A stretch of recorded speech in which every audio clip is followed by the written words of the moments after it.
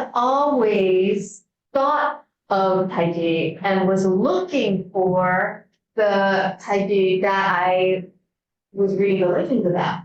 There are a lot of people who are trying to say that it was always about wrestling, but the sport is Chuan fist boxing. And everyone said that the inventor of Yangtze, was he could not be defeated as a striker.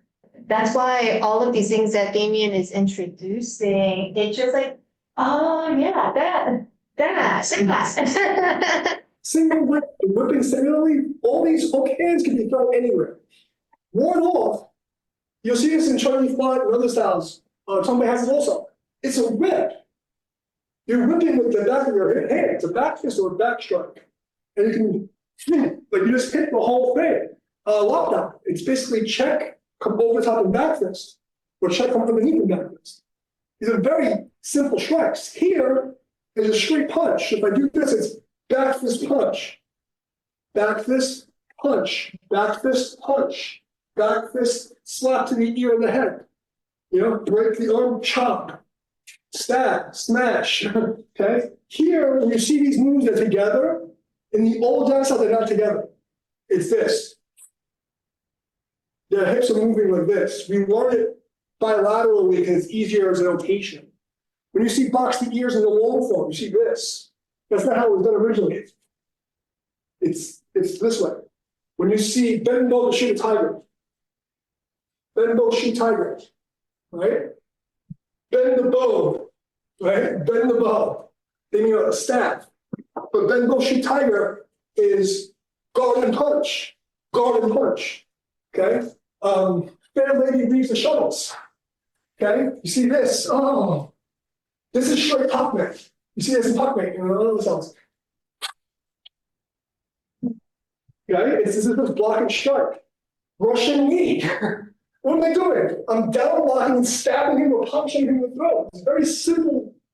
It's right in your face. So all these are very basic, very simple gross motor movement strikes that somehow people who never fought in their life, 3 generations of non-fighters, say, oh, you never even boxed before. So it's very obvious when you see what it is. This one's sneaky because when you see Wardolph, even Chen Man Ching style, which is why William Chen was a great boxer, because it's so obvious. This is deflect, and then this small turn is your hook punch. So when you go from here to here, this is guarding my liver, and here's my punch. But we're thinking this, so you don't see this angle. Okay? So right here is 1, 2. 1, 2. 1, 2. And then when you do 24 form, you do other forms. Every good Tai Chi form should look like you're swimming on dry land. So if I do a basic form, without like all the fancy stuff, you want to get the effect that you're in a pool and you're actually floating. Doesn't matter what kind of form you're doing, that's the look and feel you really want to go for to have good Tai Chi. It says be like you're floating. Right? See, my form has, if you look at it, I'm swimming. Right? Each one of my limbs is swimming on their own. And getting that feel of resisting the water, being buoyant and floating is really what we're looking for. If it can't be performed fast, it's useless. As yes, with very good technique and all the things, you don't need to move fast to defend yourself, but you should be able to.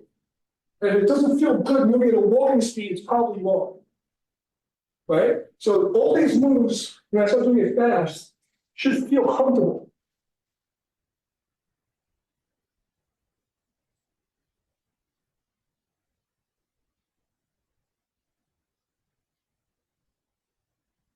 The path should feel fluid. There's nothing restricting my path.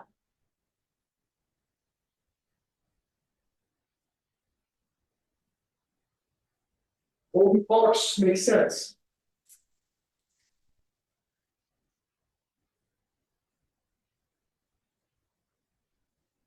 Some of these hand shapes that are not so familiar to some of us in Tai Chi because what Damian is doing with his handshakes is allowing the complete circle to happen. Break your association of what the Tai Chi hand position should be and limiting yourself to that. If you look at the grasping sparrow's tail, we have like feel the wall and just brush the wall.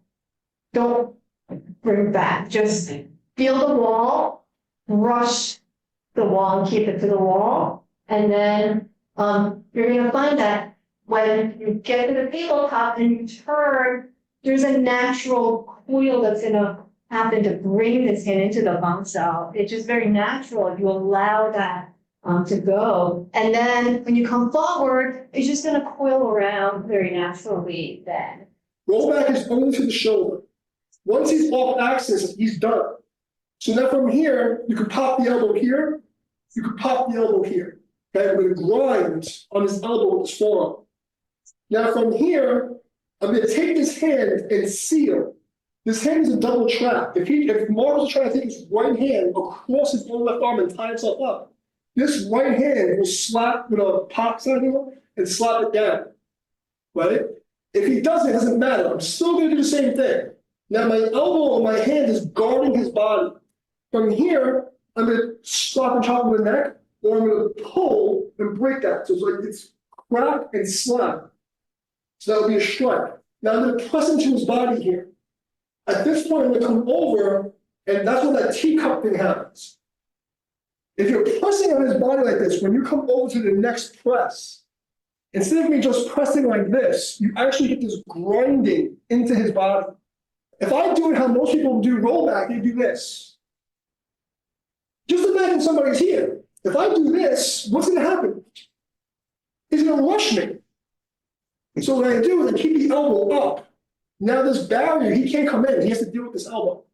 And that's the whole point. Every single move in the form has been tested to make sure that you're covering the middle steps. Understand? Same as Wing Chun, same as everything else. Tai Chi is supposed to be a complete boxing system. We have wrestling and boxing together. Mark goes to throw that punch with the right hand, cover it with your right hand. Right, stop. Now you see how you retracted your elbow? John, you brought your elbow in. The form doesn't do that. The form just puts the hand on the table. Okay? And you want him to run into your elbow. So if anything, get closer to him. Right. When this happens and you do this check, think about, I want to go closer to him. Don't give up any space. This is my space. This is my space. That's my space too. You understand? So when you're just going through the form, I want you to think about, oh, how would this work if someone was pushing me? But like, he has to really be pushing me. Mm-hmm. And really pushing you doesn't mean it's very forceful. What it means is that there's an obvious intent to put weight on you in a forward momentum. Whether it's 10 pounds of force forward or 1,000,000 pounds of force forward, doesn't make a difference, but there's still, he's putting his body weight on you, right? But it has to be, you have to see that he's coming at you. Because otherwise you have nothing to, the gears don't move. It's like he touches me and everything starts to move. Can you show us the short form ones as a square form?